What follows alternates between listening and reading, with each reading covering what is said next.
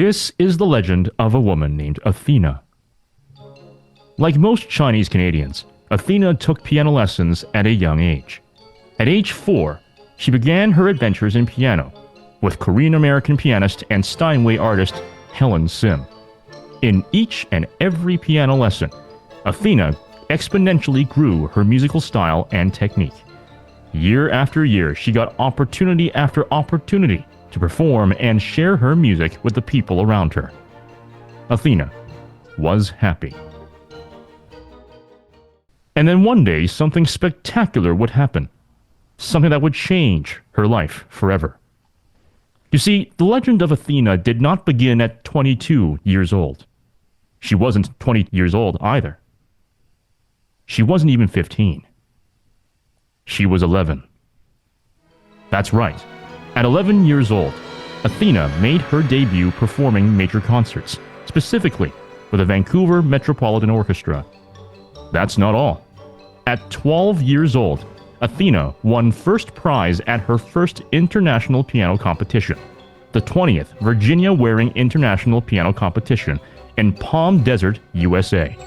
Still, at 12 years old, Athena performed with the Richmond Orchestra at the Chan Center for the Performing Arts at the University of British Columbia. Along with winning her age category at the 2017 Canadian Music Competition, Athena would perform with the Volgograd Philharmonic Orchestra and the Uzbekistan National Symphony Orchestra.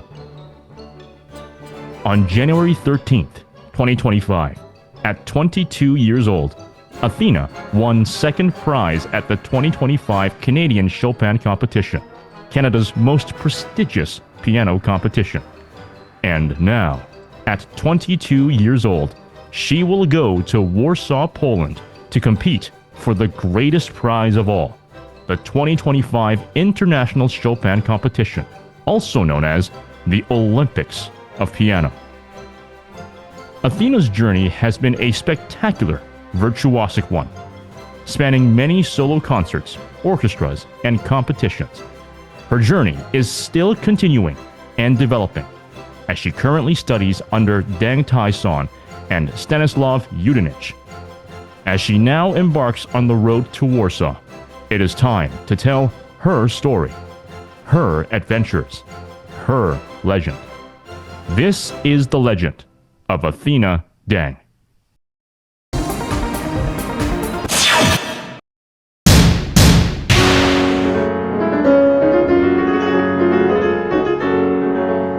Athena, thank you so much for coming on to the show.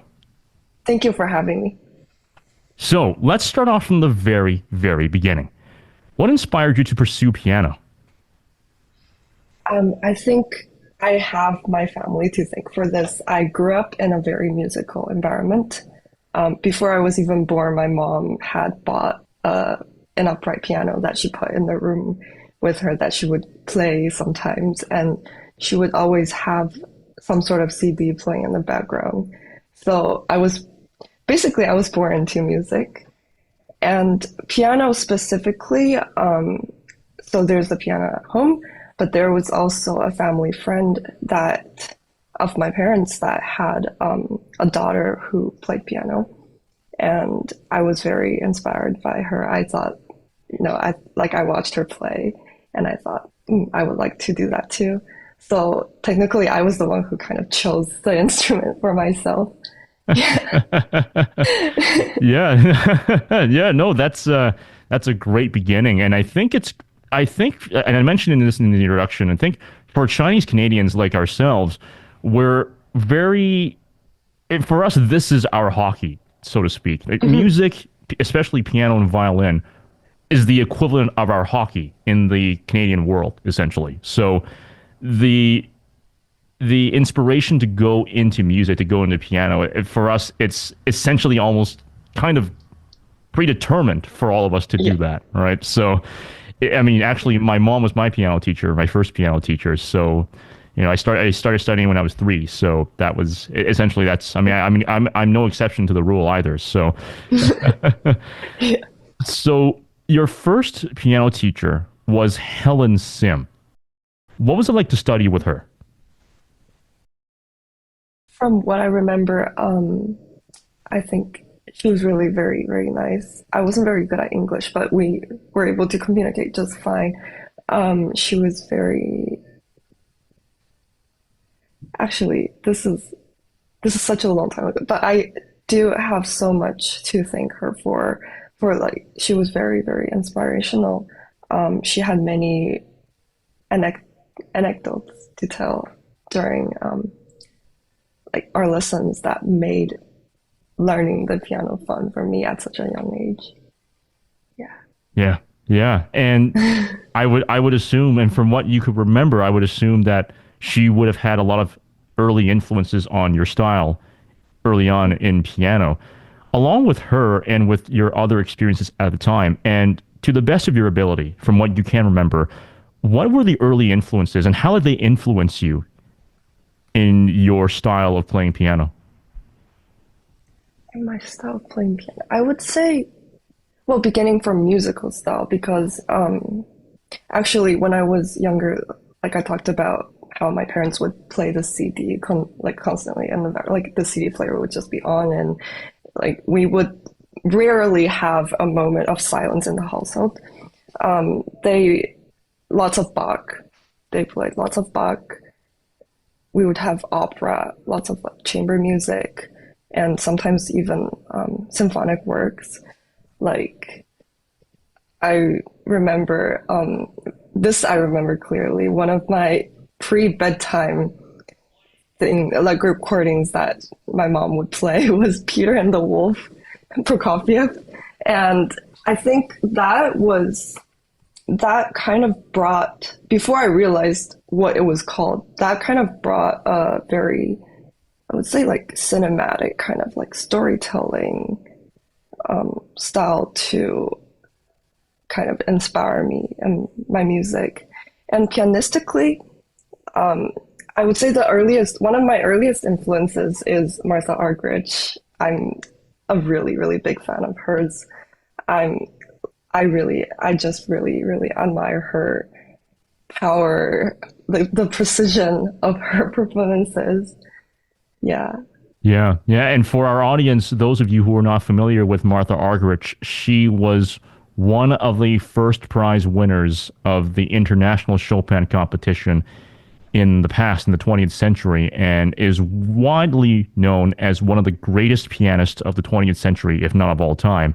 So, yeah, this is certainly someone that, for those of you who are not familiar with her, be sure to check out her recordings and also her performances, because you will be mesmerized by how she has performed. And that would leave a lot of lasting memories on your side, Athena. And speaking about memories, what were your favorite memories from your first piano lessons or your early piano lessons with Helen, with your early years as a kid? As a kid, actually, I they're very, very muddled memories. I think I remember mostly what happened after the lessons, where I would get like little treats for behaving well, like everyone else. But I think one of the most interesting memories I have was, well, since I was trained earlier on in China, there's like a lot of like technical aspects of things. My teacher would ask me to hold like a ping pong ball in my hand when I'm not practicing, so that I could kind of like train myself to maintain this position. And actually, later on, this proved to be like a really, really hard habit to kind of like reverse, because nowadays when I play, usually like the ideal is to have your hand position be like this, so not like this. So to kind of allow more space on the keys, so you're able to adjust kind of your touch to pair well with the music you're playing. And so that was like one of my memories. Yeah. Yeah, yeah. And those of you rather who are listening into the audio version of this podcast, Athena just displayed the proper fingering technique on playing the piano and how you should be approaching it with fingertips. So if you want to check out what she was doing at this point in the podcast, go to the YouTube channel, to the YouTube version of that to take a look at that. But essentially, the way how I'll describe it for our audio audience is that you're essentially trying to make sure that your fingers are in a position that's not too rounded but not flat either. It has to be just balanced in the middle so that when your fingers go down onto the key, it is essentially almost like a hammer, where it's not tight. Well, it's not, you're not tightening your entire hand, but you're ensuring that there's enough force that goes down that's able to press the key, not harshly, but balanced at a balanced point, I should say, as well. So again, for those of you who are listening to the audio version, be sure to check out the YouTube version for that part as well. And that would be a challenge for you, as you mentioned, because it's a habit that you still have to, I mean, I'm talking about your ping pong ball usage, that would have, as you mentioned, was a habit that you had to continuously break. But there are also other challenges that you would have faced early on in your piano lessons. What were the greatest challenges that you faced early on? I would actually say more during practice, and this was actually like a continuous problem. So as a young kid that kind of like chose to go into music myself, I loved music, I loved listening to it, but practice was almost never fun for me. So the focus aspect was a very, very big problem, because I would kind of like be practicing and my mind would wander, and I would probably like be picking up one of the books that were placed near the piano and like kind of like reading it while practicing. So this was, I think focus was one of the few like big issues that I faced earlier on. Yeah. I think the focus part, I think for kids in general, really doing anything, it's going to be an issue because we're all young at that point, right? So our attention spans are still developing. It's still very minimal. So yeah, that focus part, I think is definitely an issue. I think that's where parenting really comes into play. And I think with parents making sure that your kids stay focused, it's a difficult task for parents to do, but it is a very important one that will pay wonders. That does wonders for your kid in the long term, because I think at the end of the day, that's how you get better as a pianist. I think in your experience, it was something similar to that as well with your, I would assume that your family would have been very influential in trying to ensure that you stayed focused on practice and on doing the right things with the piano. Yeah, environment wise. And now that I'm just remembering, something I did face in lessons was I tend to, so when the teacher tells me this is how you should play something and they demonstrate, I tend to kind of absorb that information very quickly. So I would be able to translate that into my own playing in the lesson. But then, because like during most piano lessons, the teacher would be standing by the piano, and they would, while you're playing, they would start kind of doing expressive motions, they would like sing along with you, or they would like kind of demonstrate, and that like there's a certain atmosphere in the lessons that make you that enable you to absorb the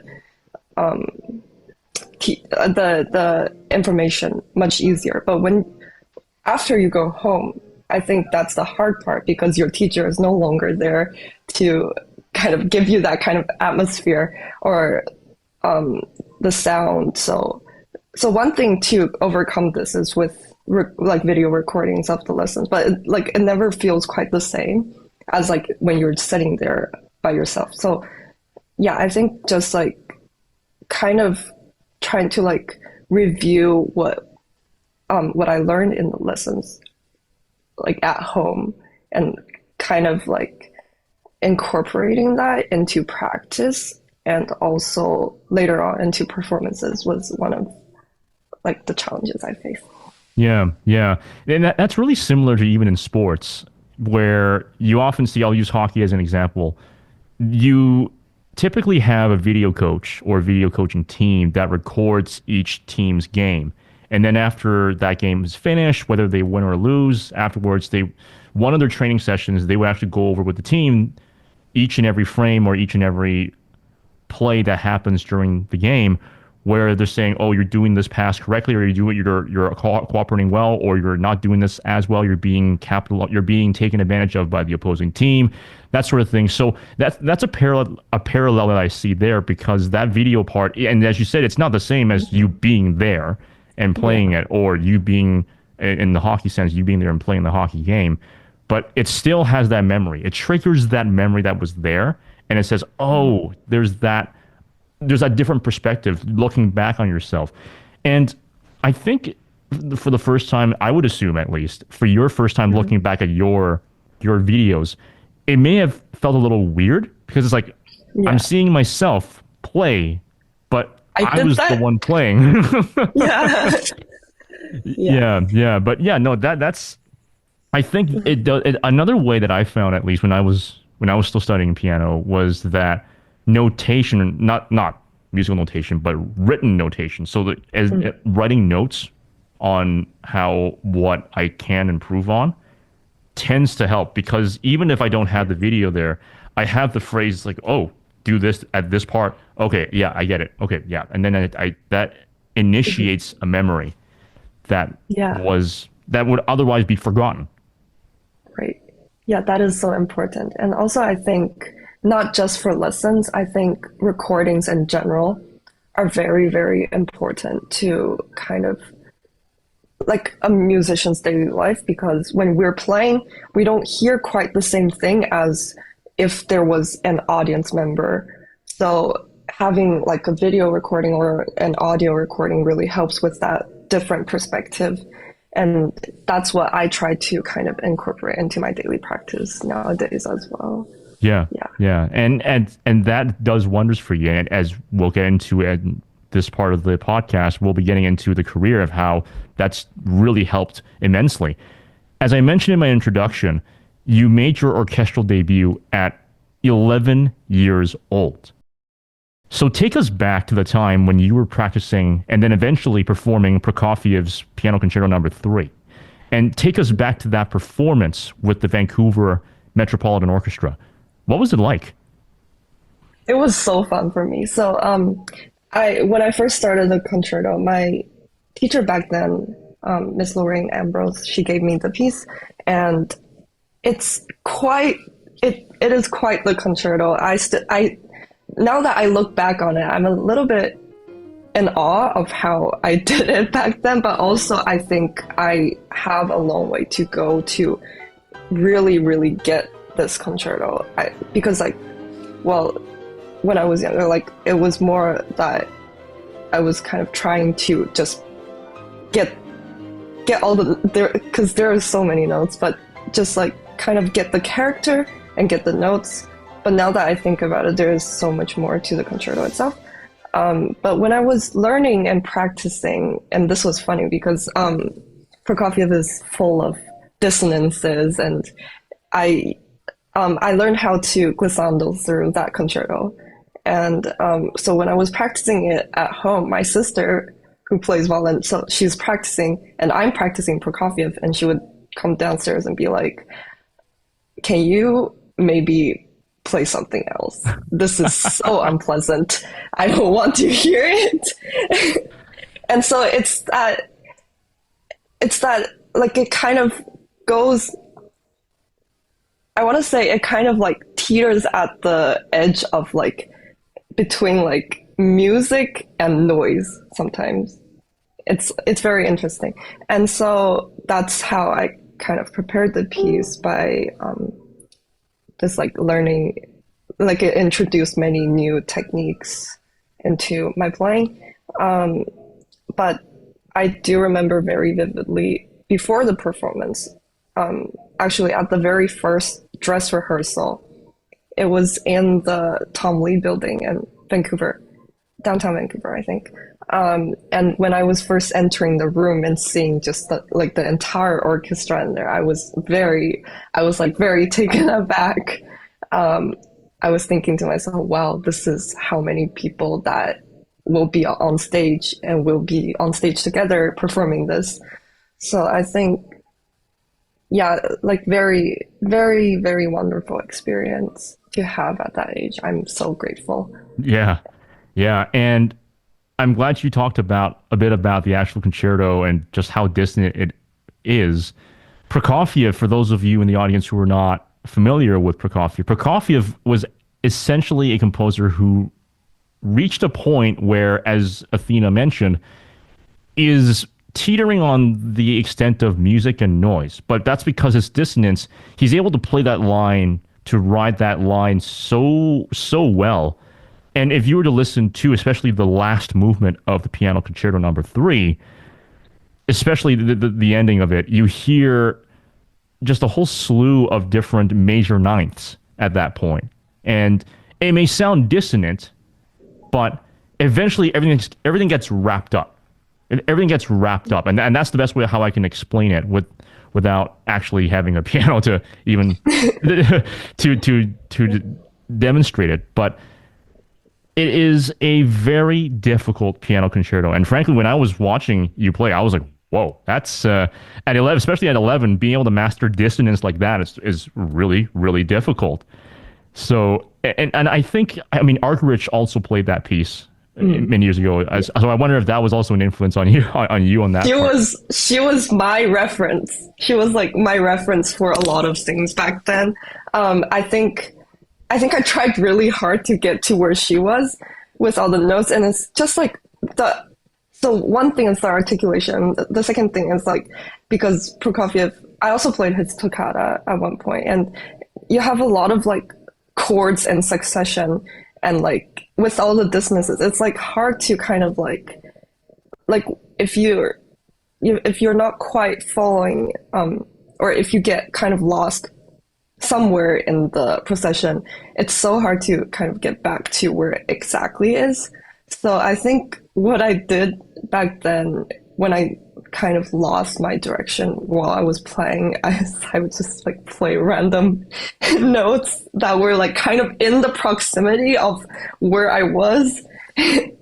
Yeah, so if I were ever to revisit that concerto, I think I would really want to overcome that. Yeah, yeah. And I got to say, I'm also impressed at the fact that you also played this Toccata, because that's also a work in and of itself. Also, it's the way how I would describe it for those in some of our audiences are lawyers. Imagine writing a fact pattern exam, and you have about the last 30 minutes, and you still have about 3 big questions that would last about an hour would take about an hour to complete. And your mindset going in that is like, oh snap, I got to get all these answers in before I run out of time, right? So it's an oversimplified way of describing it for those in my audience who are lawyers, but it's a very dissonant piece as well, and also a very technically challenging piece as well. So really good on you for playing the Toccata and being able to perform it, because that is, again, a very difficult piece to master, and really at any age, but especially at a young age like that. It is, yeah, it's a feat in and of itself. Thank you. It was fun. Yeah, so from that orchestral debut, what were the most important lessons that you learned from that debut? I think one of them was communication, which would come in handy very, very much later on when I would gradually get into playing chamber music. Just like the collaborative aspect of listening to both what you are playing and what the orchestra is playing, as well as kind of having that wordless communication with the conductor. And also another thing is familiarizing yourself with the music, with the score, because that is so important, especially like when you're like in collaborative aspects of music where you're either playing with an orchestra, playing with another instrument, or multiple instruments, playing with a vocalist. You have to know the score. You have to know where you are, what you know. No, not just what you're playing, but also what other instrument is playing at that exact moment where you should meet each other in the music. which I think is it's just very essential. Yeah. Yeah. And that is a skill that takes time. It's not something that you just get right off the bat on your first try. I would assume that you mentioned your sister, Corina Deng, Yeah. being a violinist. I would assume that in your performances with her in the past and up until the present, you would have that sort of early exposure of communication and the importance of being in harmony, literally and figuratively, with her in the musical performance, even though it's a much smaller scale. It's only with one other person versus potentially up to 100 other people in the orchestra. So I would assume that there would have been some influence from there. Yeah, there was. But it's very, very different playing with her than with everyone else because since we're sisters, there's like this inherent kind of, I would say like, what do you call it? Like kind of like mind communication. Like we don't have to really tell each other. Like from one look, we can kind of like guess what the other person is thinking and translate that into the music. So it's, I would say like that makes it a lot easier to play with her because like we have that kind of connection, but also it's difficult in the aspect that like we can't just let our intuition guide ourselves and like we kind of have to meet each other on like be on the same page about like what the music should actually sound like versus what we have in mind as like sisters. Yeah. Yeah, so it's like telepathy. Yeah, telepathy. That was Telepathy. the word. Yeah. Yeah, yeah. No, that's great, and that's a fascinating connection there that you get as sisters and as musicians. You get that double connection at that point, essentially. So, not just at your orchestral debut, but very soon afterwards, you were winning first prizes at the International Piano Competition. Well, the Virginia International Piano Competition in 2015, and then also the Canadian Music Competition in 2017. Again, as I mentioned in my introduction, you were 12 years old at the time when you won the Virginia International Piano Competition. So describe the preparation for these competitions. At such an early age, how did you prepare for these competitions? And so this is where school comes in because I went to a regular like public school when I was at that age. In fact, I've always been going to public schools. Like I would kind of arrange it so that I would be in my classes from the beginning of the morning to noon when we would finish lunch, and then I would go home and practice and kind of like not just like miss out on the afternoon portion. And so so I would just go to school and be there for only like the mornings. And I don't want to say like that has made me kind of, because it's like going from just schoolwork right to practice. So that took away a lot from the social aspect, which I think has shaped me in interesting ways growing up. And but also it has placed much more importance, and it has just allowed me to focus on piano a lot more. So that was kind of like the outline of how I was going about this preparation back then. And actually during practice, I would say it's just like a lot of intensive learning the pieces, kind of getting them cemented in my memory and playing for others. So I would say one of the it was very helpful to play for my peers and my teachers back then before I headed into the competition itself. And that's something that I've always been doing like ever since then. Yeah. Yeah, yeah. And What are some of the similarities and differences between preparing for a national competition like the Canadian Music Competition, the CMC, and an international competition? Um, I would say first of all, it depends on the scale of the competition. It's not really whether or not it's international because sometimes like the repertoire would be, I guess, yeah, I guess it's more in the repertoire department. So international competitions would usually have several rounds. It would have like, and you would usually not repeat the same repertoire throughout the different rounds, which I think makes it just like much more demanding in terms of preparation.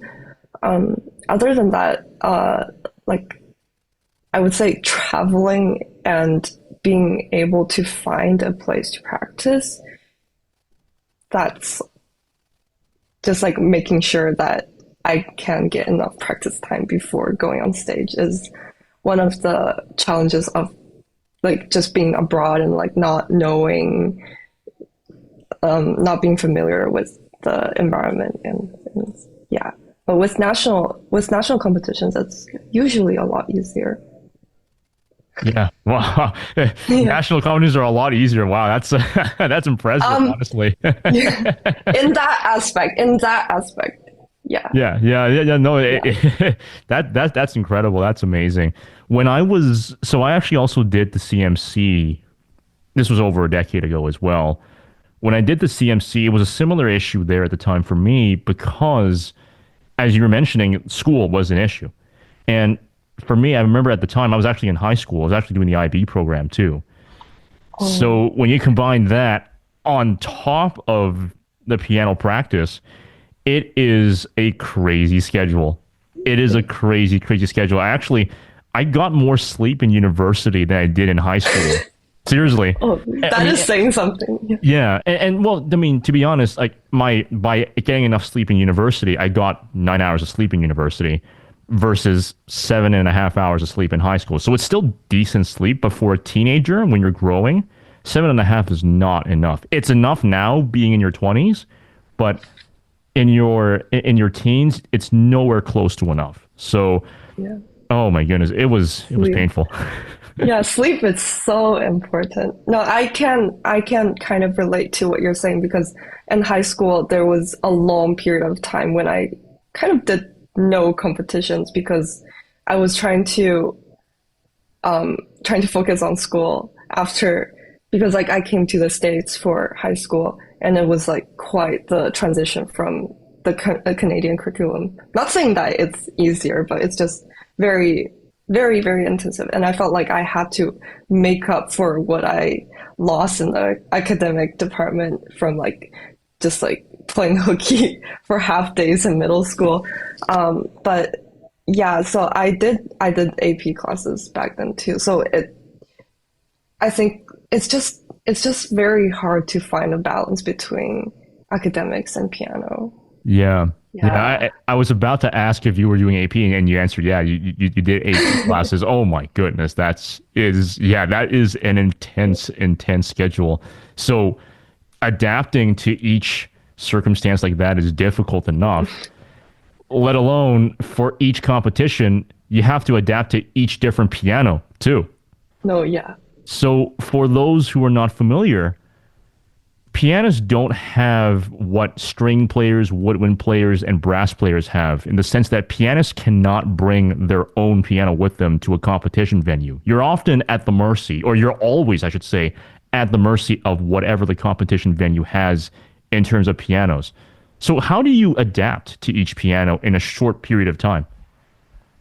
And this is something I've been working on, and I think I will be working on for my entire life.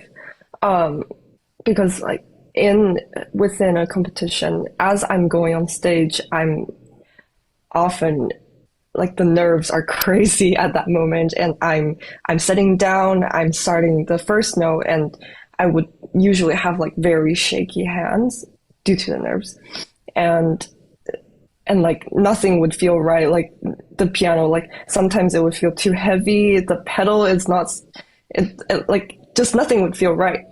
And so what I kind of, a way that I have been kind of relying on, a thing that I've been relying on lately that I've found to be quite useful for myself is to kind of like take my focus away from what it feels like and how nothing feels right to what the sound is. So, as in like my own sound and like how it kind of interacts with the hall. So like, because like it's not just the piano that's different, it's the hall, it's the people, the carpeting, the acoustics, like everything. So once I'm focusing on the sound, I think like my mind shifts to follow what I'm playing, like the music I'm playing, and that takes away so much from like the nerves. Yeah, so sound rather than feel Yeah, is what I would say. yeah, that's a really, really good approach to handling it in such a short period of time. And that's something that I've always wondered, even when I was performing back in the day as well, is I often would, I mean, I didn't compete anywhere close to as what you did, but even just going to new venues, I'm thinking, how is this piano? I mean, is this piano? First of all, sometimes, especially for some of the more regional kinds of concerts, sometimes they don't even tune the piano, which is horrifying because it's, oh my goodness, it's so way off balance and so off tone. But I think with the good news with the International Chopin Competition is that they let their, I'm not sure if they do this at the prelims, but I do know that at the main competition in October, they give each and every pianist about 10 or 15 minutes to try out each and every piano that they have. They had two Steinways, one Yamaha, one Fazioli, and I think that's it. I think they only had four pianos at the time. I'll have to double check, but they had a whole selection of pianos available at the time for the pianists to try out each one and then pick one. So at least with that, you get a bit of familiarization. So if you make it to the main competition, and I hope you do also the prelims as well, you'll get that chance to feel out the piano. So that's going to be at least a little bit of your nerves taken off at that point. So yeah, it's actually a very rewarding experience to be able to kind of try each piano and see how it interacts with you. So there are the pianos that are easier to play, but might not kind of have the sound you're looking for. Whereas there are other pianos that are hard to play, but once you get kind of like used to the feel of it, it's so rewarding because like you can find the exact sound you want for your style or your pieces. yeah, and in terms of sound, I'm also curious about this. What are you looking for in terms of the best sound from a piano? I think this is also something I've been working on, and it's been a really big thing that like in my learning journey is just like trying to hear what I'm playing from the perspective of the listener rather than the player. So this is a lot about projection.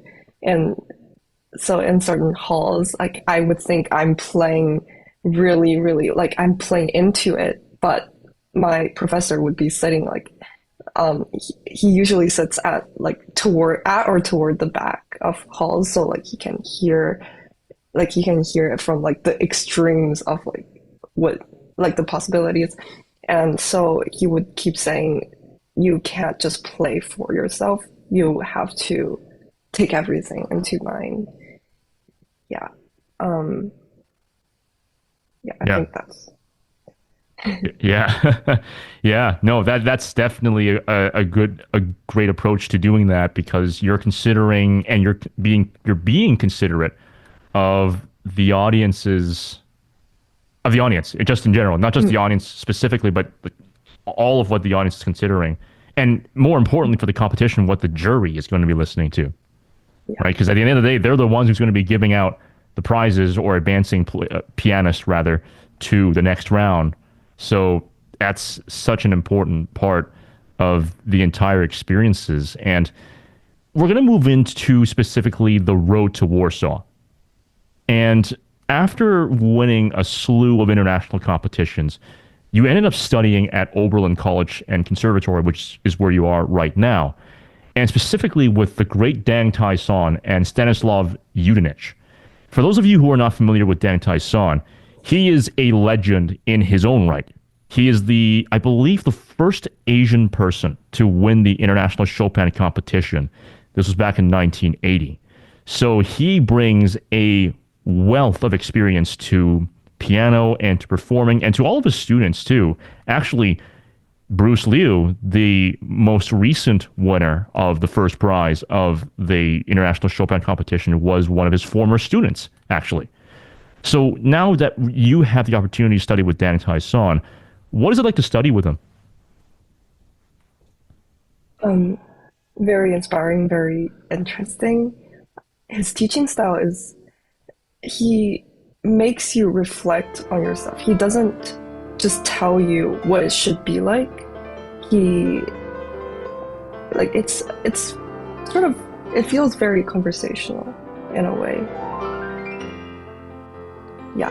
So he would kind of like the things he would ask or he would say would make you feel like you might have to reflect on that yourself, reflect on the sound that, so there's a lot about sound, basically, in his teaching. A lot about the approach to how you touch to achieve different degrees, different colors of sound. And I think it's just been very, very inspiring. Yeah. I mean, his career is also inspiring too. When he was younger and when he was practicing and eventually performing, he faced a lot of tribulation in his own life too, right? During the history of that time, it was also the Vietnam War around that part.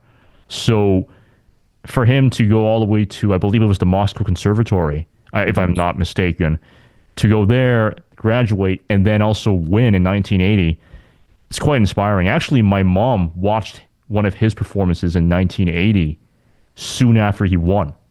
So to see that he's still doing well and he's still teaching, it's first of all, it's a small world, and second of all, it's really, really good to see him do so well and to pass on the next generation, the current generation of pianists. So yeah, I see it, and I hear it in his playing too. I actually hear it in your playing when you were performing, when you were competing rather, at the Canadian Chopin Competition. I heard it.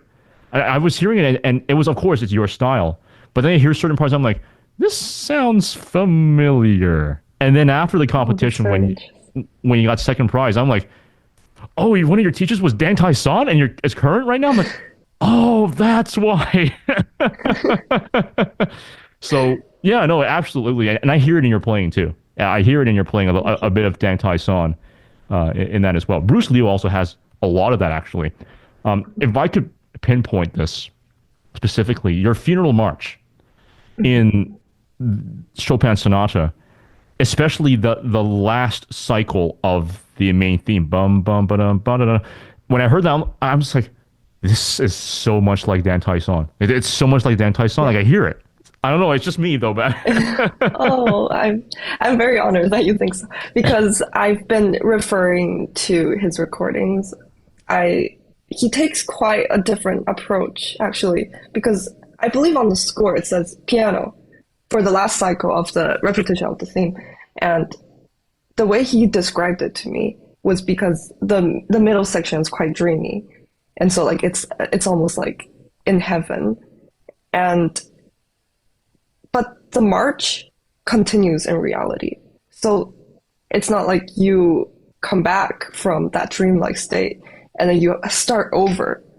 Like the march starts over from the distance. Like it's just right. Like you get dragged back to reality. And I think that's the approach he took, and that's how he explained it. And it just makes so much sense to me. So I chose to kind of also do that. Yeah. you know what's interesting? That's really similar to how I was interpreting that movement too. I was talking with a friend of mine after, or actually no, during. Yeah, it was during the competition. This was actually just after you finished your semifinal round. This was on the Saturday. And I was explaining that exact movement to my friend.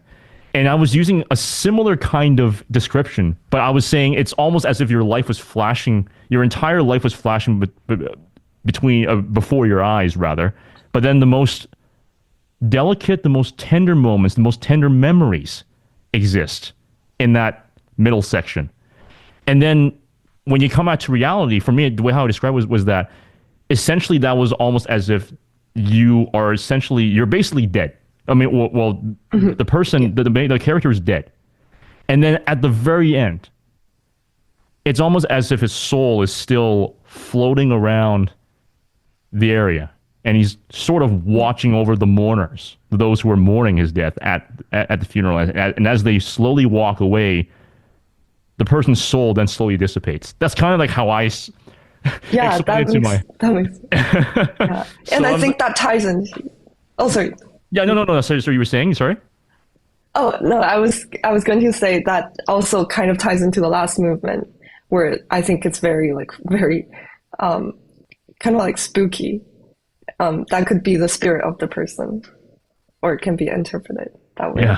Yeah, absolutely, yeah. And again, I heard it in your performance of that. And for those of you who don't know what we're talking about, go to the Canadian Chopin Society and go search up Athena Deng's performance of the sonata, of Chopin's sonata on that piece, because you'll know exactly what we're talking about when you listen to that. What was the spark? Going back to your career, what was the spark that made you realize that you were ready to embark on the road to Warsaw? And when did that spark roughly happen?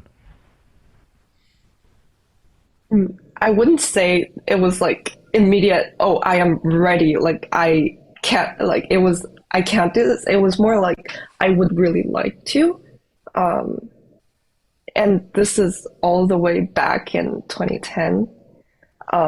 So we have a TV at home and it's like never on, aside from when big competitions are happening. So like Chopin, the Clyburn. And so I remember back then, like I would be like in front of it and I would be so excited to see like the new live streams of every day. And so, yeah, that was quite the experience. And just watching it, just like, because Chopin competition is like it's a very interesting competition because it's just the works of Chopin. And so just like hearing the same work, but under different hands is just like different interpretations is like so inspiring to me. And so back then I was thinking, well, it would be my dream to be able to perform on that stage one day and offer my own view of Chopin. Yeah, and your dream is coming soon. As the date of this recording, it is just over 2 months out at this point. So that approach to Chopin and just seeing just the allure of Chopin and the competition, and this is something that I've always been fascinated by looking back at your career, because you've competed in all these international competitions. You've won first prize at a number of these international competitions. But you also still came back to Canada to compete at the Canadian Chopin Competition. So what were your mindset and preparation routine going into the Canadian Chopin Competition? And what was the draw to compete at the Canadian Chopin Competition? As in, like, what made me decide to... Yeah. Okay. Well, first of all, even though I study in the States, I'm actually not eligible to compete in the US edition of the Chopin, like the National Chopin Competition, since I don't have like US citizenship. So as a Canadian who wants to kind of, I wouldn't say this is like my final goal in music, but it is like a big milestone that I'm trying to head towards, like the Warsaw Chopin Competition, the International Chopin Competition. As somebody who wants to kind of head in that direction, you would try to look for that national competition that could help you gain entry to the preliminaries. And so that was one of the kind of factors that made me look into the Canadian Chopin Competition. And also, I think it's also a very good practicing stage, I would say, for so it's like how we did the studio recitals. Like you are able to play it for this number of people and in this setting before you bring it to the next level. And I think like yes, it's been very helpful in that sense. Yeah. And each and every round that you went through, we all see it. We see how it's been a very rewarding experience as you've been through each round. But what we don't see was how you felt during each round. So take us through each of the quarterfinals, semifinals, and grand finals. What were you feeling in each moment as you advanced to the next round? I think it was very well, first of all, I was actually not very happy with my quarterfinals performance. Um, as I had like two big memory slips back then, and I think that was like, I think afterwards, I like after I finished playing, I was thinking to myself, well, um, I would be really, really thankful if I were able to pass to the next round, but I would understand if that like these two huge memory slips would get in the way of that. So that's what I was thinking about. But also just putting that aside, and this is like the competition mindset, because like the this is interesting because this competition, like the rounds are so close to each other. Like it's just like one day after the other, except for the finals. So there was no time to dwell on past mistakes. As soon as I finished playing in like the previous round, I would start preparing or like start kind of trying to get back to like the competition level of the pieces I would play in the next round, even before receiving the news. Because if I waited until I received the news, it would be too late to refine the details, like last minute. Yeah. Yeah, But yeah. yeah. Yeah, and honestly, we wouldn't have. I didn't hear it. I didn't hear any of the memory slips, so I didn't hear any of that. So you don't have to worry about that part. I mean, we won seconds, so I mean it all worked out in the end. And the Canadian Chopin competition was actually where we met for the first time, because as I mentioned to you before we started recording, I was one of the MCs, one of the announcers of the Canadian Chopin competition. I was actually the one who announced your quarterfinals and I believe I had your semifinal. Yes, I had your semifinals as well because you were in the morning for the Saturday. So, so actually, my family also came and watched, and they also watched the live streams as well. And my family was also thinking, yeah, Athena's going to be going very far in this competition. They already heard it in the quarterfinals. It's funny because all the predictions almost came true. All the predictions came true. So I was like, okay, well, so Yeah. yeah, no. So I mean, it all worked out in the end. And as I mentioned, you won second prize on January 13th, 2025. So take us back to that stage at Kerner Hall, where Dr. Gary Engel, the treasurer of the Canadian Chopin Society, announced your name as the winner of the second prize. What were you feeling? I think the first thing I was feeling is just lots and lots of gratitude. Very thankful that I was able to get the chance to keep advancing in the competition and keep bringing my music to the audience who believed in me and my music. And I just, yes, very, very thankful. Yeah, Yeah. just gratitude. Yeah. And as I mentioned earlier, you are just about 2 months out from the prelims of the International Chopin Competition. What's your mindset going into this competition and to prepare for the prelims? What's your strategy going into this one? I think I have one like thought that kind of like trumps everything else, and it's just, I need to lock in for this. I need to really, and I think it's not just in practice. It's not just, oh, I need to get a certain amount of practicing and I have to get to a certain level with my pieces. But also, I think now that after all of my experiences, I think I want to get closer to Chopin in the process that, like, as I'm preparing for the competition.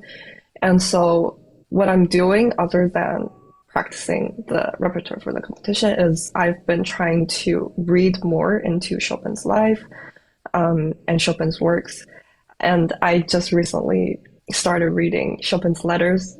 I think that's what the book title is called. And it's just, I think to get to really, really understand his music, you have to kind of get to know him as a person. And it was just he's actually very, very funny. He's very, I don't know how to describe this, but in his letters, he is so warm. He's so genuine to his friends, to his family, so loving, so like very, very endearing kind of person. And so I think that really, that's also how I feel about his music, because Chopin, one of the things I really like about Chopin is he doesn't try to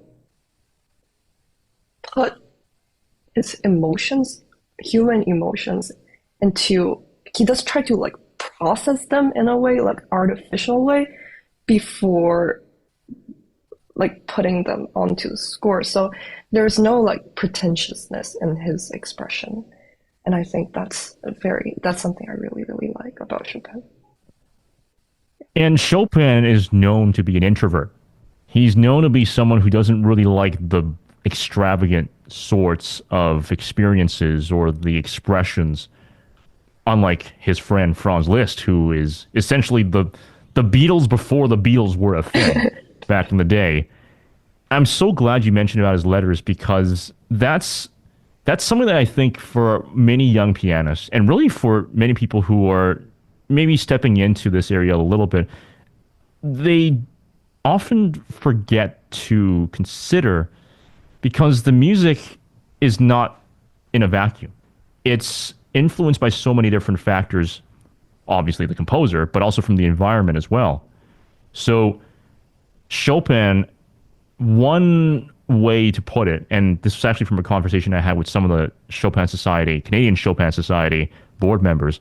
One of them said that it's almost as if, or not almost, it literally is the sense that for some people, they interpret Chopin, his life, as despite all the pain that he's gone through, he's able to smile at the end of all of it.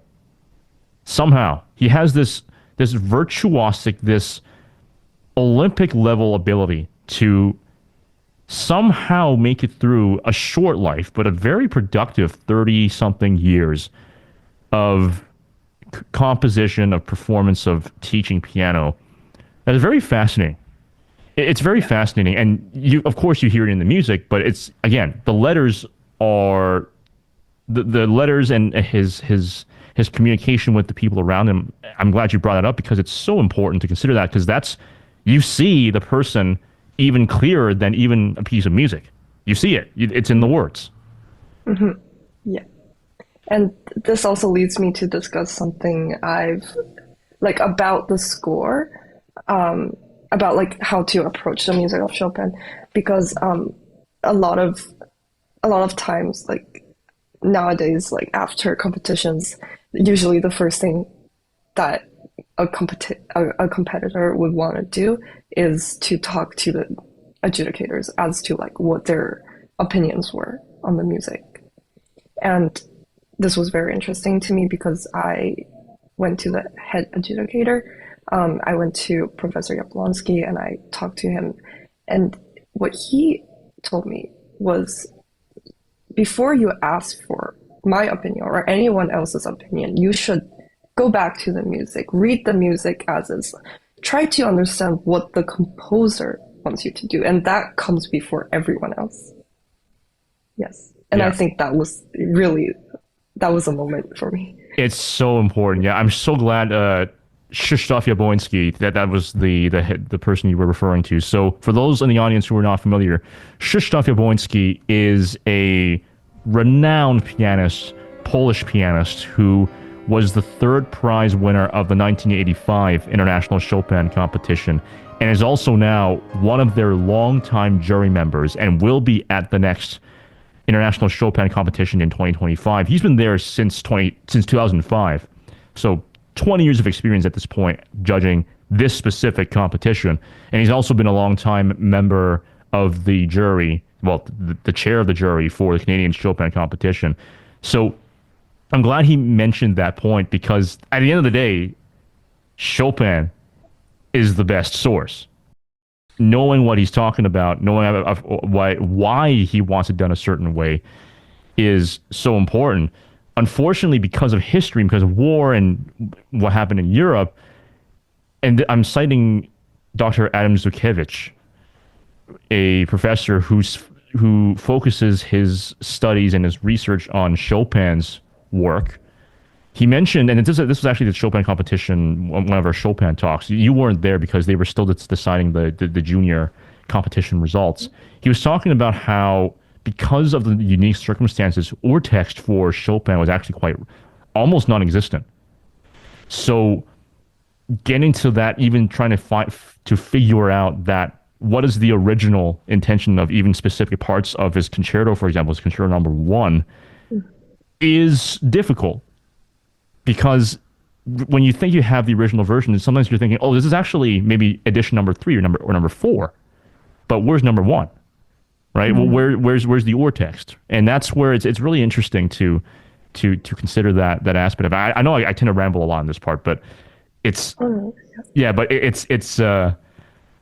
it's important to consider the composer. That's all I wanted to say. Yeah, the editions are also like a very big talk amongst pianists, because there are 2 big editions, like Paderewski and Ekier, which is like the national edition that most people would tend to turn to. But then sometimes when I'm playing and I'm looking at the score, I would see like a certain note that might not sound quite right, but it's like, it says this was the original version. So, and then I would listen to recordings and people would go with the other version. That sounds right. So that's where it comes in. Like, so what would my choice be? Like that kind of thing. Yeah. Yeah. And again, Krzysztof Jablonski, great advice. Yeah. I mean, it's so important to remember that. And well, you might be seeing him again in the competition. Who knows, right? So it's always good, especially to get it from such a renowned, experienced pianist. Essentially asking the question, what does Chopin think? I think another important question to ask is, who is Chopin to you? So who is he? So who is Fryderyk Franciszek Chopin to you, Athena? I would say he's one of my favorite composers. He's definitely the one I spent the most time with, both growing up and in my career as a pianist. Yes, I think I've spent like so much more time on his works than everything else. And I think it's partly because I've always had the dream of kind of being able to learn all his works one day, and also like along the way of that, kind of trying to head to the Chopin competition. But also I think it's kind of the way his music makes me feel certain things, because like in a way he's different from Brahms, my other very like favorite composer, because Brahms has a lot of emotion in his music, but it's very like, it's like an undercurrent. He tries to hold it in, but you can hear it's there. But Chopin, he lets it out in a way that's so just like astounding. How is it that someone can so like, I don't want to use the word accurately because I feel like it ruins it, but something like accurately puts one's suffering, one's joy in this manner into music, into sound. And I just think, yes, it's just very, like, very, very interesting to me that he does that. Yeah, and just like growing up with Chopin, I would say I'm like more familiar with the sound of some of his works. Like I would remember, oh, I heard this one nocturne when I was asleep on my mom's car sometime like from when I was younger, or I heard this wherever, but I would like not know the exact number. So like I would kind of know by sound like most of his works before I learned them from the score. Yeah, so very familiar presence in my life. Yeah. Chopin. My mom also grew up on Chopin. So Chopin was also a major influence on my mom's style as a pianist and also as a piano teacher as well. So even when I was studying with her back in the day, Chopin was very much an important part of my early repertoire back in the day as well. So I totally relate to that early exposure, just listening to it all the time and listening to it in the car and going on long road trips, even listening to Chopin scherzos. I remember that was certainly, and this was especially after. I mean, this was during the late 2000s too, 2000s as well. But yeah, that influence from Chopin is definitely very much there, and I think it would have also had a very big influence your on your musical style as a pianist.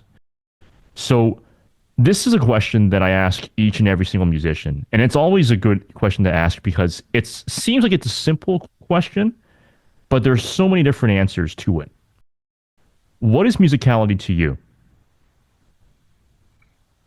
To me, I think at this point in my life and career, I think musicality is um, finding a way to give sound a meaning, to kind of imbue the sound you're making from an instrument with emotions, with your past experiences, with the what the composer is trying to say. I think that's what musicality is to me, in simple terms. Yeah. And returning back to Chopin and returning to how musicality and Chopin relate to the musician and to the people around the musician, why do you think Chopin's music is so profound to the average person, to people of all ethnicities and all cultures? Mm, I think I would answer this with the same answer I gave to an earlier question, is that Chopin is so genuine in his expression that he's very in touch with the human condition, the human expression, like the human voice. So I think you don't need to know Polish to understand, just like, well, I mean, like, it does really help in some aspect, but in an understanding his music deeper, on a deeper level. But I think anyone who is hearing Chopin, like, immediately, I think it would make an emotional impression on them. Yeah, it's just like he has a way with kind of like projecting emotions into music. He That's has a just way so with amazing. music, in a way, Yeah, he has a way with music. right? Some people have Yeah. a way with words. He has a way with music. So, in your studies of Chopin, his musicality, his music, his life, what has surprised you from a musical perspective, biographical perspective, and historical perspective about Chopin? Hmm. Taking all three into consideration, I just think it's it's just very surprising that one composer, like with one instrument, he can, like, he found so many possibilities with just one instrument. Because like basically 99.9% of his works are just for piano. And so I think just like finding a way to make the piano, which is like essentially a percussive instrument, sing in the way that, like one tries to achieve with his music is just very incredible. So I would say like collectively that was the thing that really surprised me musically. Yeah, that's with the other aspects. yeah. No, that's a great way of putting it from that sort of perspective and from your own approach to that. Now, to express Chopin and really to express any composer in piano, you have to practice. There's just no way around it. You gotta practice. How do you nail the quality and quantity of practice? I don't think I've gotten to a point in where I've mastered that enough so to like give this advice to others. Like I'm still working on it very much. I think I would say like the most important thing is when you're at the piano and like when you're not at the piano, like I feel like a lot of what does influence my performances in the end happens when I'm not at the piano, when it's not just muscle memory, when it's that I'm processing the music on a deeper level, when I'm reading into the score, when I'm reading into the composer's background, the historical background of when the music is written. So I think there's that. But also when I'm at the piano, I think one of the things that I would like to keep considering to, I guess, raise the quality of my practice is just listening also. It's because it's not about how many hours I sit at the piano, it's about making the most of when I'm at the piano and when like I'm with this instrument and how I can find the sound, find something that will last till like when I bring it on stage, like to find that same sound I want when I go on stage is very interesting. Yeah, it's something I would like to consider going forward. Yeah. That's a great way of putting it. And I'm glad you mentioned how it's always a constant struggle to find that balance because when I had Jonathan Crow, TSO concertmaster of the Toronto Symphony Orchestra, when I had him on the show earlier, he started off with a nice little joke. He's like, "Ask me in 25 years and I'll have the answer for you." Yeah. He's in his 40s right now, and he's got a kid as well who's I think at this point entering university, and he's, as you know, he's been a long-time concertmaster of major Canadian symphony orchestras, and even he is, yeah, it's hard to find time to practice, and how do you manage that sort of quality as well? Because especially for him, you're traveling around, you've got a family to take care of, you're also working with the Toronto Symphony Orchestra, you got all these schedules and different performances and different repertoire. It's difficult, right? And I think I remember him even saying that he's even had to practice at the airport while waiting for the plane. So he would actually get a nice little crowd coming in. And it's like, oh, okay, fine, yeah, a free performance at that point. But it's like, it's also good because you're also practicing performing at the same time, right? You're practicing and then you're also practicing your performance. So, but yeah, it's always a constant struggle. Mm-hmm. Yeah, and I think the most important thing, like for pianists who can't always have their instrument with them, it's just kind of like finding how to practice when your piano's not there with you, and being able to like make that practice, like pianoless practice, contribute to what you're bringing to an audience later on. Yeah. And when you do practice, when you do look at a piece, especially when it comes to Chopin, making or maximizing that sort of quality of practice then really is also something that I think every pianist and every musician also tries to address in their own practice schedules. With Chopin, and I'm quoting the words of Janet Lipinski in this endeavor, it's that Chopin, there's the importance of bel canto singing in piano playing, and that's essentially it's operatic like in your approach in bringing out the melody and really singing the melody in your playing. So when you look at a piece of Chopin, how do you express this bel canto? How do you? And I know it's going to be very, very difficult for you to answer because you don't really have a piano you can actually describe it. But in the best way that you could possibly do it, how do you express this bel canto?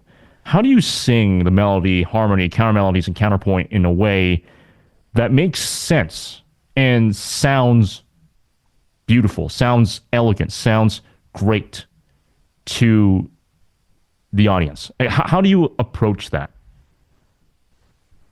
I think the last part of the question would be like the final goal to like make it make sense, to make them to kind of like convey my emotions and like what I'm trying to express with my music to the audience, and like make sure like they're receiving it in the way I intended. Yeah, that would be like the final goal. That would be like the ideal of everything. But I think for me, sound wise, like bel canto, it's one thing about it is touch, like how, because like how your finger comes in contact with the key, and like how, like to which degree you're like pressing the key, how you're approaching it, whether it's like from above, from and it's more than that, more than touch. It's with the breath. So because like singers use their breath, so as I'm playing, I'm not just using my kind of like physical strength. I'm not using my arms to like quickly like attack the keys like I would with other composers. I'm thinking that I'm breathing into this, I'm inhaling, and in my next breath I will let this note out. And so it's more like, I want to say like, I don't know if this is the right word, but like placebo effect, where like the way you're thinking really, really impacts how it comes out. So if I'm thinking that I'm doing this with my breath and I'm pretending to like sing this note rather than play it, I think that's one of the ways to approach it. Yeah.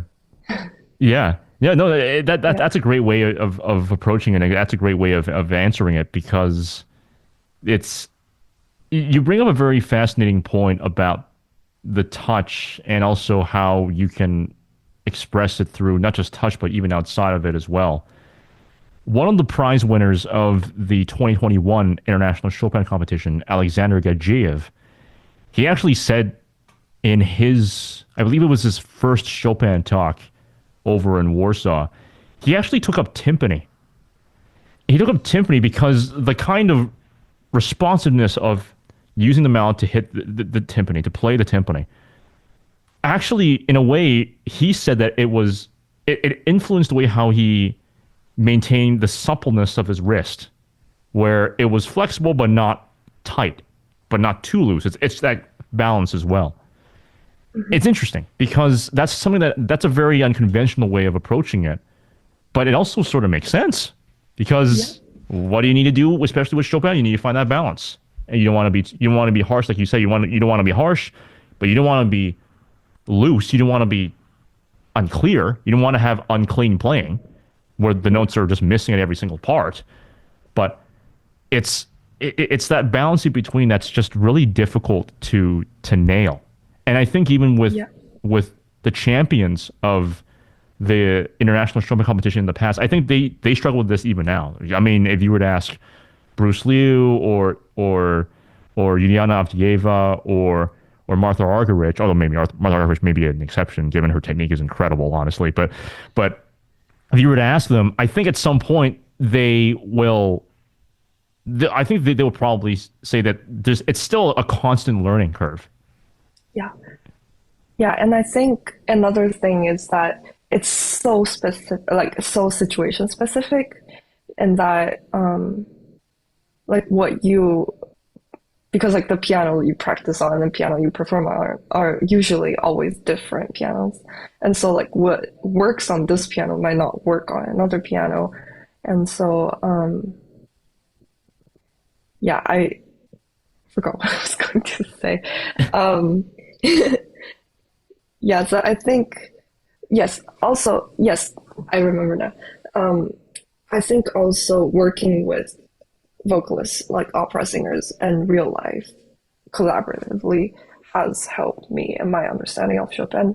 And it's just like in how to find like a balance between having like a singing tone and not having it be weak. So this is like the modern issue is because we're not playing in a salon like Chopin was back then. We're playing in a huge concert hall where another issue comes into place where we have to worry about whether this note, like the sound of this note, is even going to reach the audience member that's sitting in the last row. So we have to take that into consideration, and also how do we make it project enough, but also have it be expressive and not bangy is a very big issue. Yeah, it certainly is.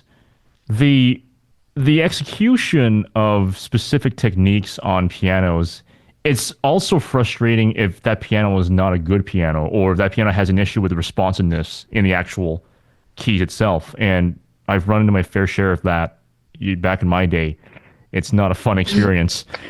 And as you know, there's also the International Chopin Competition on period instruments, which focuses on the Pleyels.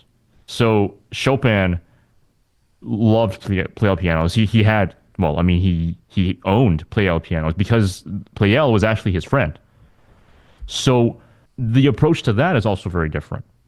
I can, at least from the sound, from I have yet to play on a period instrument, but even just hearing it, so different. The construction is different. The responsiveness is different. The materials for it are also quite different too. So that also brings up another issue of how accurate are you really playing Chopin on a modern instrument with all these technological advancements with a cast iron cage or chassis with tons and tons and tons and tons of tungsten and steel, with synthetic ivories, with all these different things, versus back in the day, there may have been some metal, but it was mostly still wood and some a bit more cloth and that sort of thing. There's also that difference too. And that approach, I don't know if you've ever had a chance to play on it, but I would assume that if you were to do that, it would be quite different. Yes.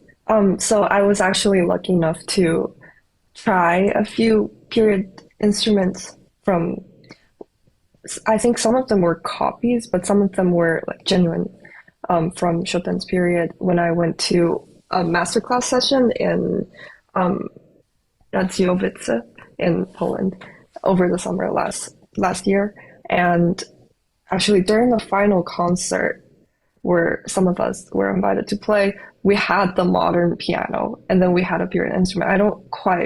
Regrettably, I can't quite remember which exact model it was, but we noted one interesting thing, which was the period piano actually projected much better than what we expected it would. Because you would think, like, I guess, like, I feel like I'm probably like not saying this in the right mechanical terms, but with like the softer action and whatnot, you would think that it's like more well suited to a very, very small environment, like a living room.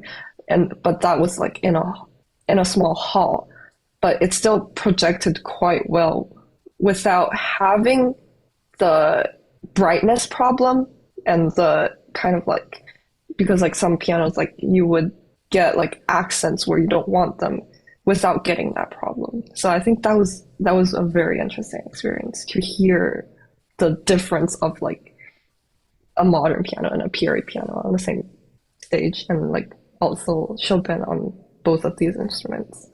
Yeah, that is amazing. You got a chance to play on period instruments. I think one other issue that's maybe not even necessarily a musical issue, but it's more of like a biological issue. I think it's also because of people's hearing ability, even nowadays too. Nowadays, we're exposed to a lot more noise. You know, you've got cars, you've got traffic, you've got buses, trains, all over the place. And unless you travel in your own car, in which you get to shield out a lot of the sound that's coming from traffic. But a lot of people also use earbuds, AirPods a lot of the time. You know, for me, the only time when I'm using headphones, these guys, or when I'm doing this podcast, or when I'm editing podcasts, and that's it. Most of the day, I'm using speakers. I'm just using that sort of thing. But comparing nowadays, the 21st century humans, I would even say 20th century too, because of the mechanization of industry, and then comparing us to the 1800s, there's not as much noise back then because there weren't as many machines yet. It was the industrialization period, but you didn't have as many machines. You didn't have cars yet. It was horses. Traffic wasn't that intense. You didn't have all these bells and whistles and earpods and AirPods and earbuds and headphones and whatnot, or loud speakers. You certainly weren't going to raves and parties and whatnot back in the day. So I would think that the period instrument may actually have sounded even louder or more apparent back then, I would argue, because your hearing was literally better. The average person literally had better hearing back then compared to now, unless you're a weirdo like me who doesn't use headphones on a regular basis or doesn't even own a pair of AirPods. And in that case, okay, fine, your hearing is probably decent or a lot better. But I hear all these examples. I'm going on a tangent with this, but I hear all these examples of kids, of teenagers who already have hearing loss. And I'm just thinking, how on earth? But then when you start listening to their earpods for even half a second, you have to throw it out of your ear because they're putting the volume at 50%, 60%. I was like, whoa, wait, what? I'm actually guilty of this, and this is very counterintuitive because I think as a musician, I'm very like sensitive to noise in general. So when I'm walking outside, like I like to have my earbuds in so I don't have to like face all the noise that's coming from different directions, like all sorts of, because like it really messes with my brain, and like so I'm listening to music, but at the same time I'm doing noise canceling and I'm playing the music at like quite a high volume. So it's like it's messing up my hearing, but it's also helping me not be affected by outside like environment noise, which I think is so funny. Yeah, No. I should probably be more careful. Yeah, no, it's important, especially if in your case, you got to preserve your hearing. It's the most important sense that you'll need for the rest of your life. In your case, for me, I don't. I mean, like I said, I don't use headphones unless I'm doing this, recording a podcast or editing a podcast, because I actually need to listen closely to editing the sound and making sure that everything's fine and working properly. But yeah, I mean, for me, I guess I consider myself blessed in a way because whenever I listen to music in the car, well, first of all, I'm listening to 96.3 FM. So classical 96.3 FM, that's, that I grew up listening to that when I was a 3-year-old. So, and still listening to this now. But second of all, I can still tune it down to like a very low volume, but I can still hear it quite well because it's just, I hate loud noises too. I'm very sensitive to loud noises too, to the extent where and it's even happened at home sometimes. If I'm cooking or if I'm doing some kind of, or if I'm making food or anything, or I'm doing the dishes, for example, if there's even like a slight clang in the dish, I'm like, my ears. Oh yeah. And I actually get a physical reaction to that. And to me, I'm like, good, my ears are still healthy. I'm still I'm still reacting because if I'm not reacting, oh snap, my hearing is gone or about to go out. So I yeah. guess it's yeah. Yeah, I think it's so interesting that you tied this into how the pianos were received, like how maybe like I think they were manufactured in that way, like kind of like with the what the people heard, like in taking that into mind. Yeah. Yeah. So I think Yeah. maybe that's what makes it so different, like modern pianos and period pianos. Yeah, yeah, Yeah. and also it's because I mean when you have larger concert halls, you also need that projection too, right? And I think regardless of how good or bad a person's hearing is, at some point when you've got a gigantic hall like Carnegie Hall, for example, or the Concertgebouw or the Royal Albert Hall, a period piano is not necessarily going to cut it, right? Mhm. So in those situations, especially when you're dealing with, I mean, Franz Liszt is no question about it, but when you go into even late neo-romantic / early 20th century types of compositions and composers, the technique, well, you've got fortisssimos now at that point. I don't think a period piano can handle that kind of No. abuse on the keys. You'll Yeah. snap a couple strings in the process. So I know Horowitz did when he played. Yeah. He actually snapped the string at Carnegie when he was playing Rachmaninoff's Piano Sonata Number 2. Oh. It was in recording. It was live too, and he just kept going. But it was like, yeah, I mean, he snapped. It was the low A, I think. Oh, or no, the low E. It was the low E, and it Oh, was like, low E. Wow. yeah. So it was like you hear that Yeah. bang. Oh, the strings are under so much stress. Yeah, yeah. Actually, Leonard Gilbert, the vice president of the Canadian Chopin Society, and also the winner of the 2010 Canadian Chopin Competition, I actually asked him this question about the issue of the pianos. This was actually about 4.5, 5 years ago, and he actually told me that it actually had nothing to do with the technique necessarily. It was actually because of how the way the piano was made back then, like the older Steinways back in the 1950s and 60s. There was too much give on the string that was on the fork that's holding the strings. There was a bit too much leeway, so it allowed for a lot more tension to actually snap it. I don't know if I'm explaining it correctly, but essentially that was what he was saying. For those of you who want to listen to that, go to the law school show and type in Leonard Gilbert. That's when I did the interview of that part, somewhere in the middle, I think, of the episode. This is from a number of years ago back, but essentially it was because of that.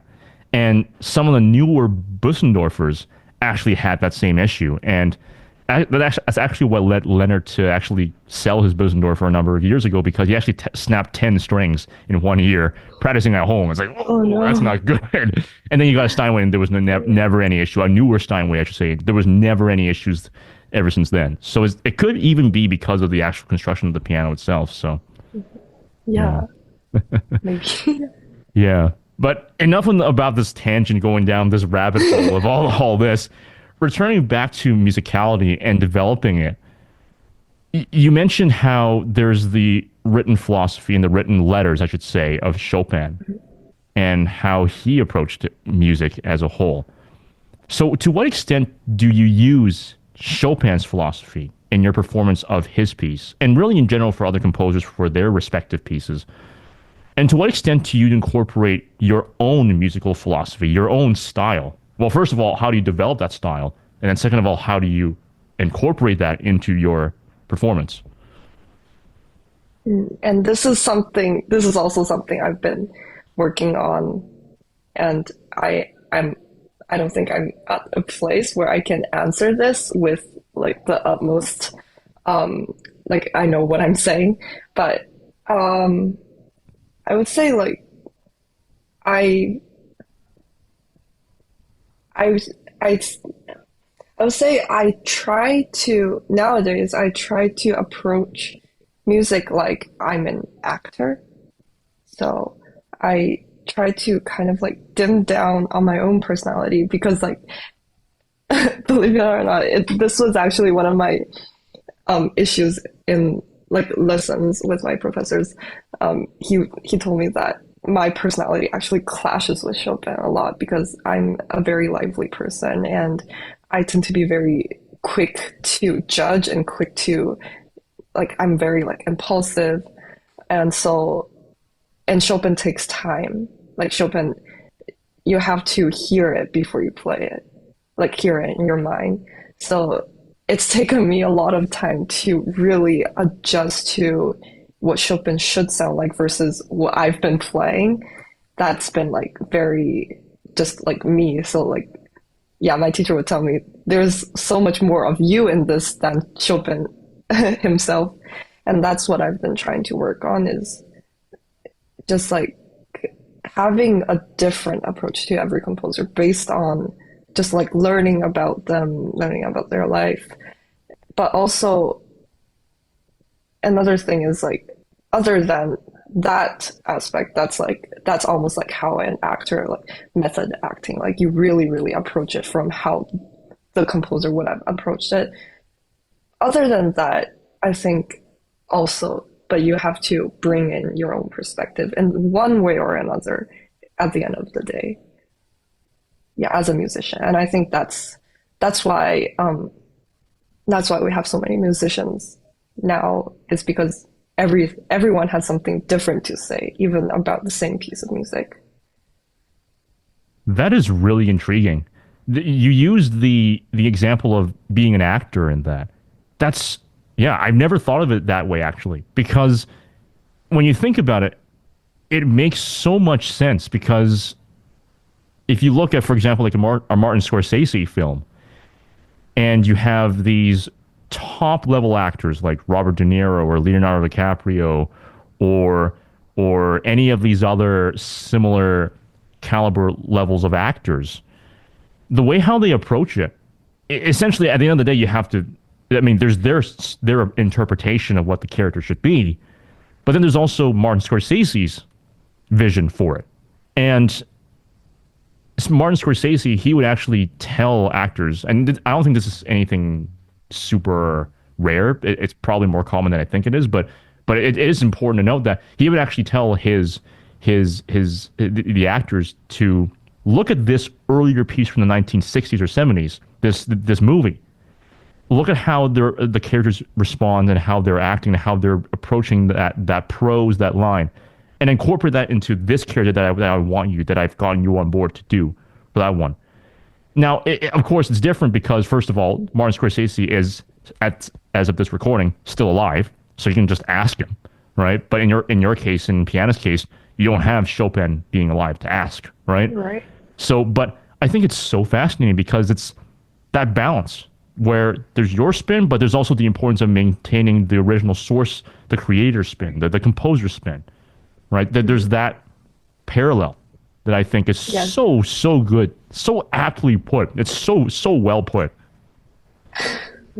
It's like the score is your script, and like there are instances where people do ad libs, like they just kind of go on their own thing, and then sometimes it works, but sometimes it doesn't because it clashes with the character. So, and there are so many things like that in music as well. Yeah. Yeah, where people just start doing their own thing that's not on the score. And like sometimes it really does work. I mean, Horowitz is a good example of that. I think apparently Rachmaninoff, when he was still alive, actually said, yeah, he plays a sonata better than the composer does. It's like, wait, what? Oh, apparently Okay. Horowitz, and I'm not sure if this is true, but Horowitz is like, he didn't really like that comment. Because I was like, oh wow, that's a very interesting response to that. But it's like from Rachmaninoff himself saying, oh, he plays it better than the composer does. So yeah, no, that is very intriguing, very very intriguing. Now, with all these different examples and with music as a whole, you and I have both tried to explain music, as you may have noticed, and as the audience may have noticed. We're trying to explain music in also in non-musical terms, like using sports analogies or using Hollywood or acting analogies or directing, screenplay analogies. And the reason why is because although it's a bit better now, there are still many misconceptions about classical music and about classical piano. In your experience, what are the worst misconceptions about piano and about classical music as a whole? I think it's mainly the exclusivity. about classical music. It's viewed so much like it's like when you look at the concerts, you have to dress well. You have to. There's like this whole formal setting.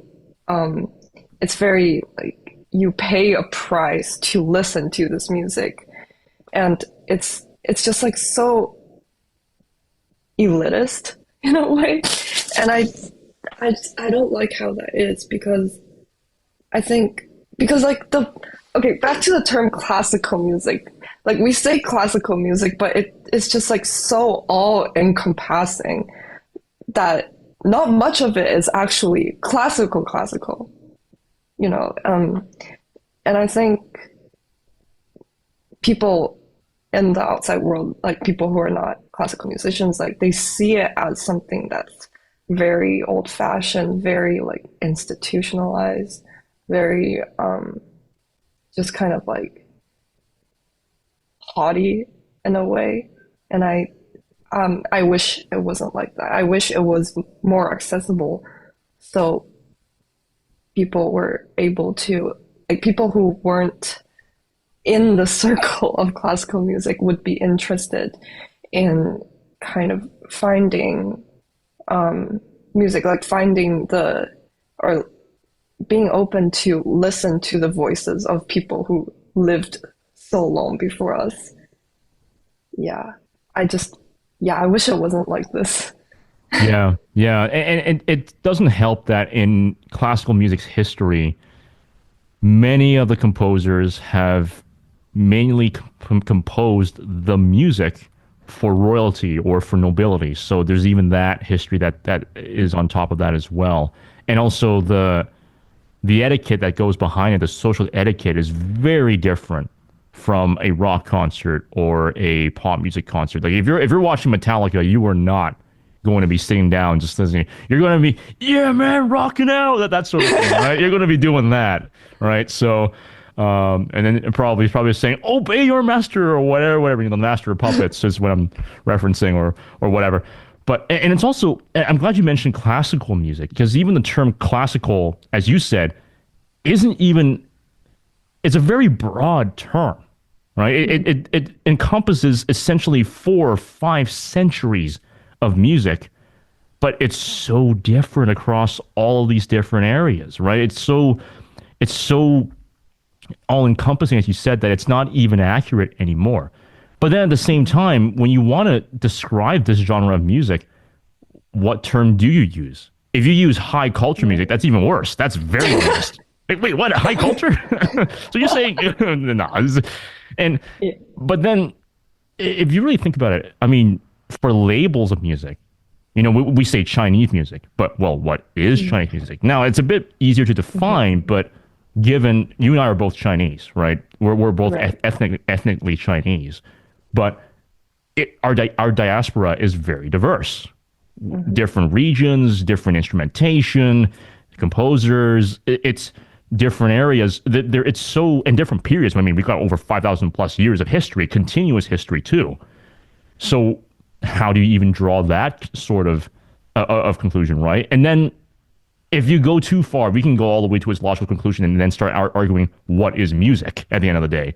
And at which point, then you have to go into Immanuel Kant and Kant's critique of pure judgment and saying, oh, what's aesthetic judgment? And then looking at how artistic is.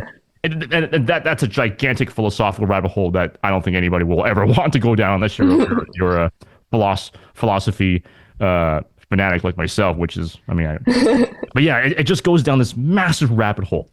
So it's, yeah, there's objectivity, but also subjectivity at the same time. And that's, I think, also the issue with even looking back at classical music. It's like, how do you, if you can't even, if even the terminology behind classical music is in a way problematic or flawed, especially when it comes to a person who knows nothing about it, they're going to view it a certain way. And it doesn't help that, especially in Canada and the US, you look at your typical movie or your typical TV series or worst of all, reality shows. They put classical music as this sort of pompous, oh, I'm better than you kind of a kind of a status, which is it sucks. It really sucks. And I remember back in my middle school days, people were like, "Oh, classical music," ooh, and they would actually make fun of it and that sort of thing. But it's funny though. Nowadays, when you ask the same people, they actually look at it in a different light though. They're like, "Wow, I actually missed out on this. I missed out on all of these experiences." So with time, people start understanding it. Yeah, and I think that's part of our job as like the younger generation of musicians to bring this to people, not as the cliche, oh, Mozart, Bach, Beethoven, but something that evolved over time from sacred to secular, from the palace to the drawing room to the masses, from even like in the, I guess like the 20th century, even from like just like raising the question of what is music, what is noise, what is music? Yeah. And I think like if people are able to see that kind of progression, like how it has changed over time, like all the different things that's like shoved into this umbrella term of classical music, I think it would be thriving so much better. Yeah. Yeah.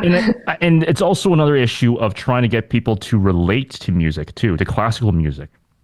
So I found that if you were just to explain who Chopin is to a person without giving any kind of, just looking at him, but not looking at the person you're explaining it to, many people will not necessarily want to listen to that kind of thing, right?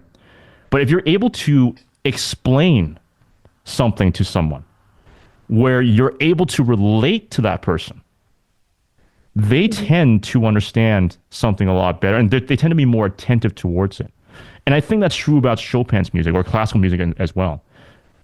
Lately, I found that, especially when I was one of the planning committee members of the Canadian Chopin Competition, and one of the ways that, at least in my own personal experience, how I introduced the Chopin competition to people who had no introduction about music, I first asked them, "What do you feel when you hear music?" Or have you ever experienced tribulation or trouble in your lifetime? The answer is going to be yes, because everybody goes through the troubles. How did you overcome that?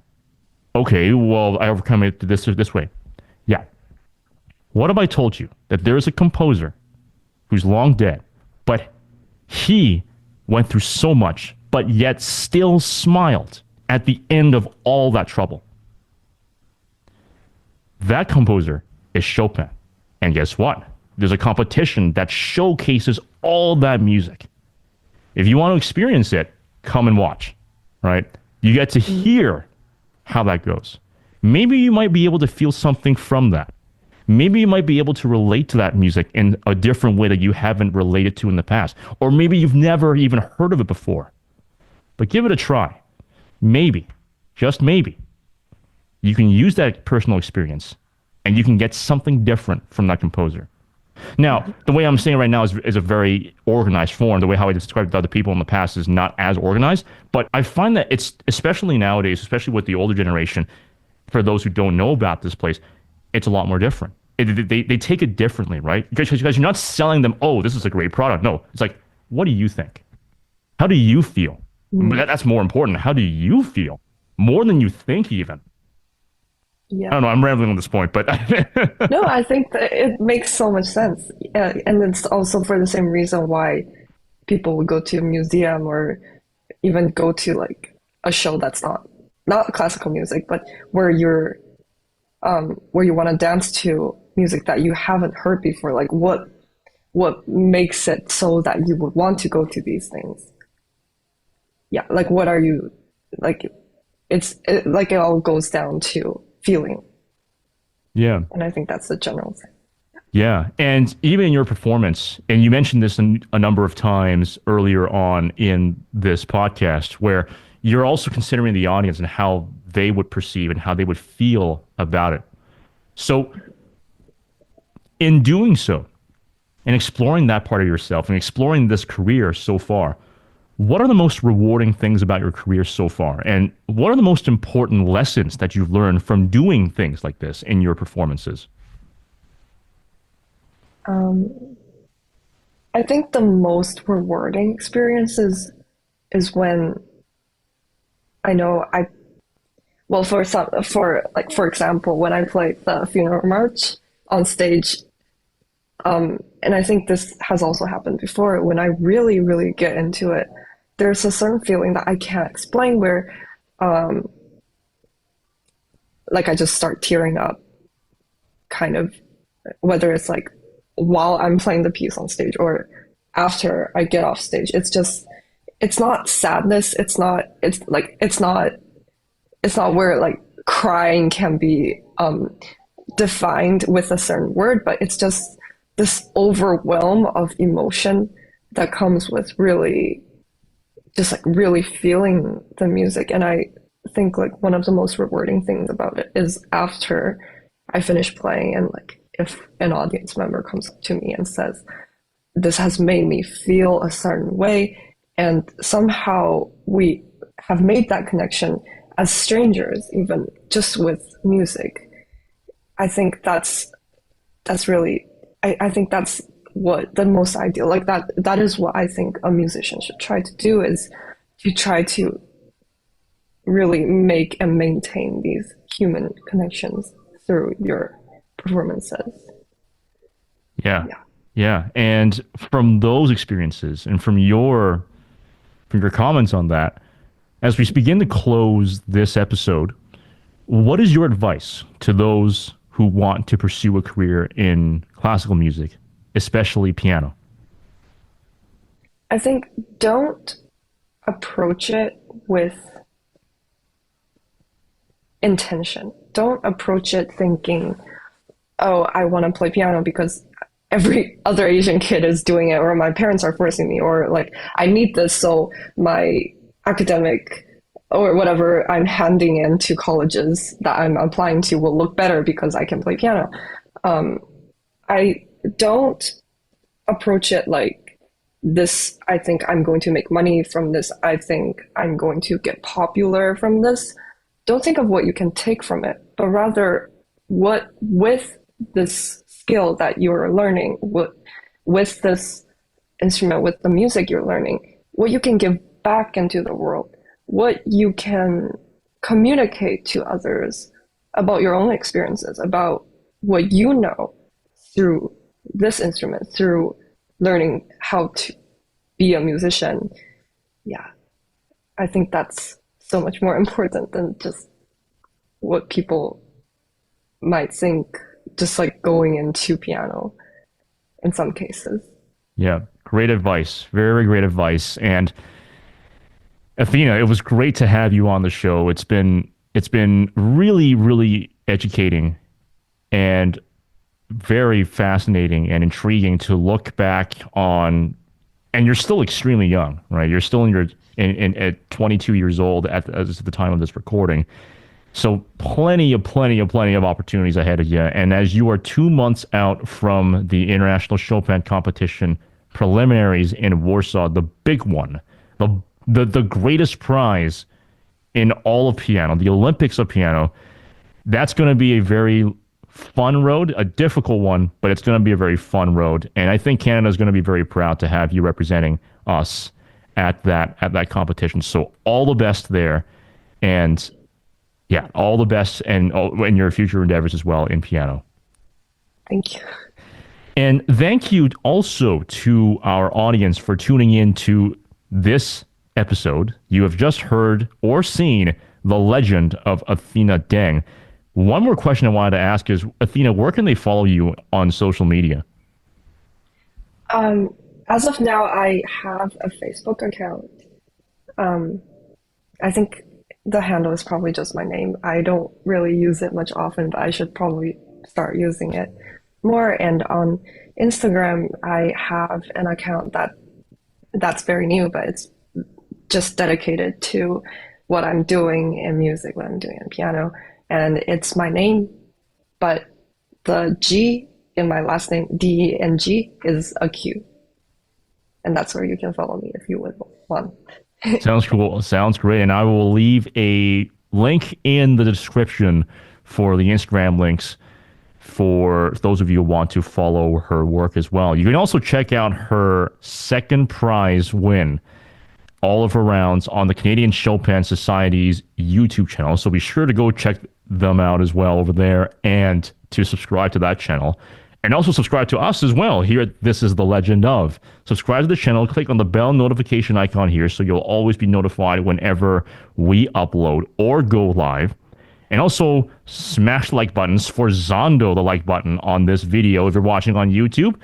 And if you're listening on all of the platforms around the world, whether it's Spotify, Apple Podcast, Amazon Podcast, and iHeartRadio, or wherever else you may be sure to follow the podcast and consider donating to us on PayPal as well. And you can help grow the show to new heights with new content as well. This is the first episode of an ongoing series, an ongoing mini-series of The Road to Warsaw. So be sure to pay attention and to stay tuned for more great content.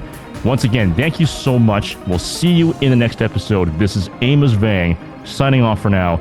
Stay safe, stay healthy, and stay legendary.